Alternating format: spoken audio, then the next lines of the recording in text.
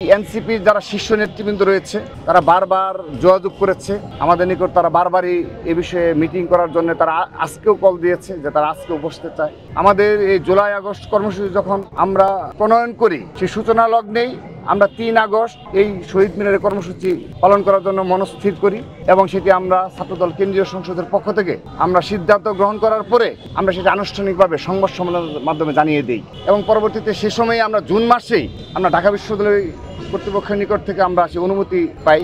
কিন্তু পরবর্তীতে জুলাই শুরু হওয়ার পরে আমরা জানতে পারি এনসিপি যারা নেতৃবৃন্দ রয়েছে তারা বাংলাদেশের বিভিন্ন জায়গায় যে তারা সমাবেশগুলো করছে সেখানে তারা বলছে শহীদ মিনারে তারা সমাবেশ করবে। তো পরবর্তীতে আমাদেরকে এটি অবহিত করার পরে তারা জেনেছে যেখানে ছাত্রদল আগে থেকেই এখানে কর্মসূচির জন্য অনুমতি নিয়েছে। তো সেই প্রেক্ষাপটে এই এনসিপির যারা শীর্ষ নেতৃবৃন্দ রয়েছে আমার সাথে আমি সভাপতি এবং সাধারণ সম্পাদক নাসিরের সাথে তারা বারবার যোগাযোগ করেছে।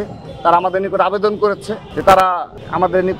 আবেদন করেছে যে তারা যেন এখানে সমাবেশটা করতে পারে।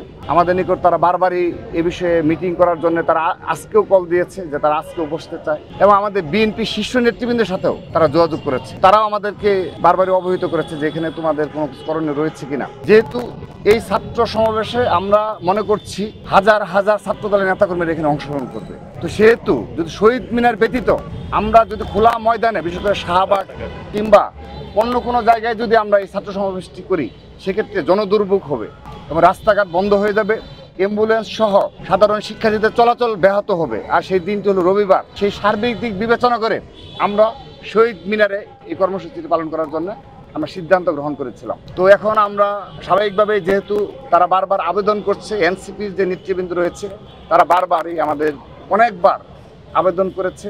তো আমরা ছাত্রদল কেন্দ্রীয় সংসদ আগামীকাল আজকে রাতে আমরা আবারও কেন্দ্রীয় সংসদের শীর্ষ নেতৃবৃন্দ আমরা বসে একটা সিদ্ধান্ত গ্রহণ করব যে তাদের এই আবেদনটি বিবেচনা করা যায় কি না। কিন্তু আমরা একটা সমস্যায় পড়েছি, আমরা যদি এই স্থানটি চেঞ্জ করি তাহলে কিছু জনদুর্ভোগ হতে পারে, কারণ সেদিন তো হাজার হাজার ছাত্রদলের নেতাকর্মীরা সেখানে আসবে।